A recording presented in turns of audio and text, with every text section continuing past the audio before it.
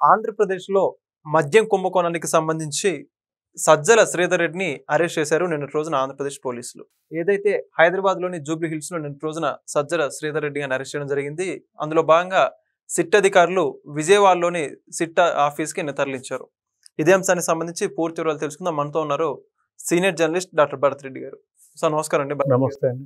మొత్తంగా ఆంధ్రప్రదేశ్‌లో మద్యం కుంభకోణానికి సంబంధించి ఒక్కొక్కరి పేర్లు నెమ్మదిగా బయటికి వస్తున్నటువంటి నేపథ్యంలో నిన్న రోజున ఒక అరెస్ట్ కూడా జరిగింది. సజ్జల శ్రీధర్ రెడ్డి గారు ఎవరైతే ఎస్పీవై ఆగ్రో కంపెనీకి సంబంధించిన యజమాని అయితే ఈయన హస్తం కూడా దీంట్లో ఉందని చెప్పేసి కేసులో ఇప్పటికే A6గా నమోదు చేశారు. అయితే నిన్న రోజున ఆయన అరెస్ట్ జరిగింది. అసలుకే ఇప్పుడు ఒక్కొక్కరి పేరు నెమ్మదిగా వస్తున్నటువంటి నేపథ్యంలో ఈయన అరెస్ట్ని ఏ విధంగా చూడొచ్చు అంటారు మనం? మద్యం కుంభకోణానికి సంబంధించి ఒక్కొక్క పేర్లు బయటికి రావడం జరుగుతుంది.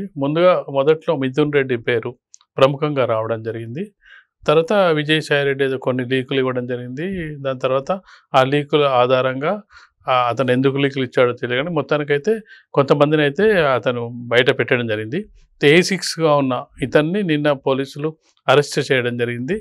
ఈ అరెస్ట్ సందర్భంలో ఇతనికి చాలామంది ఎవరైతే మిథున్ రెడ్డి కానీ అలాగే చూసుకున్నట్టయితే వాసుదేవరెడ్డి వీళ్ళందరితోటి కలిసి అంటే ఒక నెల దాదాపు 50 నుంచి 60 కోట్ల ఇన్కమ్ వచ్చే విధంగా వీళ్ళు ప్లాన్ చేసినట్టుగా బ్రిసిలరీస్ ఎవరైతే ఉన్నారో వాళ్ళందరినీ సమావేశపరిచి మాకు ఇవ్వాల్సిందే, మీకు డబ్బులు ఇవ్వాల్సిందే, ఇవ్వకపోతే మీకు నడవనివ్వము అని చెప్పి బెదిరించినట్టుగా ఇలాంటి వాళ్ళ మీటింగ్ పెట్టి ఇలాంటి వార్తల నేపథ్యంలో సిట్ అధికారులకు ఇతను శ్రీధర్ రెడ్డి ఏ విధంగా సహకరిస్తాడు అనేది ముఖ్యమైన ప్రశ్న.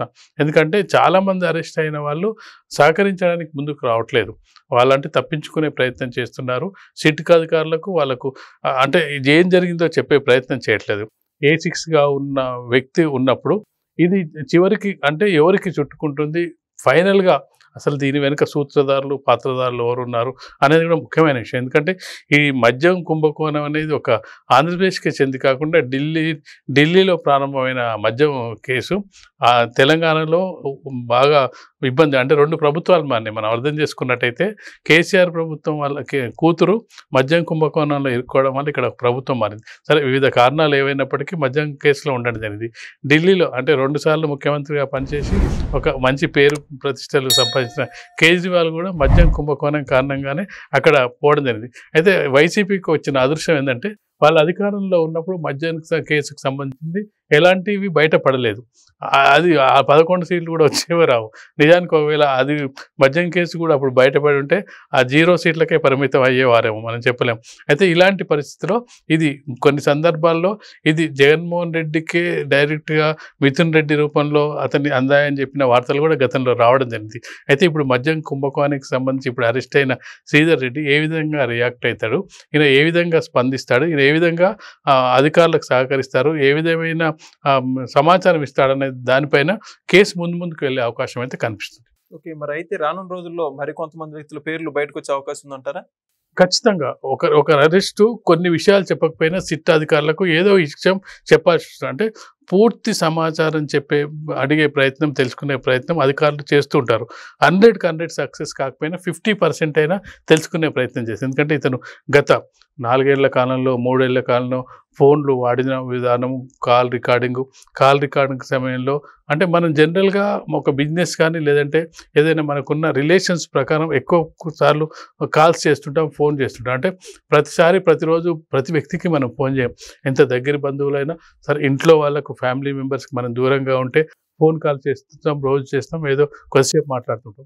అంటే గంటల తరబడి కానీ లేకపోతే రోజు కాల్స్ చేయడం అనేది ఎక్కడ చేస్తున్నాం అనేది కూడా ముఖ్యమైన విషయం. అది చేస్తున్న క్రమంలో ఏదో వ్యాపార లావాదేవీలకు సంబంధించి దాంతో పాటుగా ఇతను ప్రయాణించిన తీరు, అతను కలిసిన విధానం, ఎవరిని ఎక్కడ కలిసినప్పుడు ఆ కలిసిన సమావేశంలో ఎవరు పాల్గొన్నారు, అంటే మద్యానికి సంబంధించిన ఆ లిక్కర్ వ్యాపారులు కలిశారు, ఎవరిని కలిశారు, అంటే ఇవన్నీ తెలుసుకునే ప్రయత్నంలో కొంత లీకేజ్ అయ్యే అవకాశం, అంటే ఎంత తప్పించుకుందామని నిందితులు అనుకున్నప్పటికీ ఎక్కడో ఒకటి లీక్ అయ్యే అవకాశం ఉంటుంది. ఆ లీకేజీల ఆధారంగా మరొక నిందితుడిని అరెస్ట్ చేసే అవకాశం ఉంటుంది.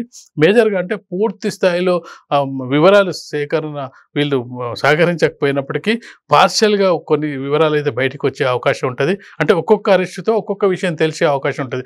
ఫైనల్గా ఏమవుతుందంటే వాళ్ళని విడివిడిగా కూడా అందుకే సిట్ అధికారులు ఏం చేస్తారంటే అందరినీ కలిపి ఒకసారి విచారిస్తుంటారు, విడివిడిగా విచారిస్తుంటారు. అందులో వాళ్ళ టెక్నిక్స్ వాడుతుంటారు.